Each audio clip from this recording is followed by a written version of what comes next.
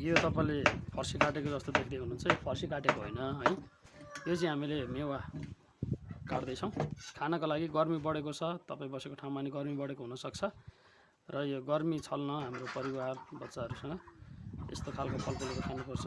अङ्गुर, मेवा र यो काँक्रो है। यो अनि म सलाद टाइपले काट्छु।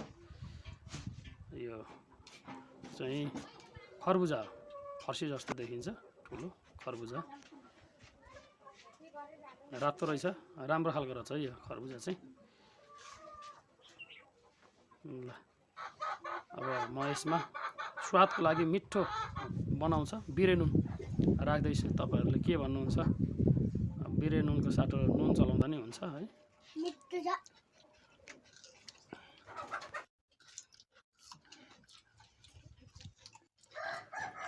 भिडियोलाई हजुरले सेयर र लाइक कमेन्ट गर्न नबिर्सिनुहोस् है त।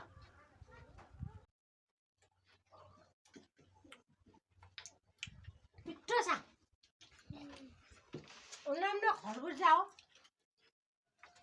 मेवा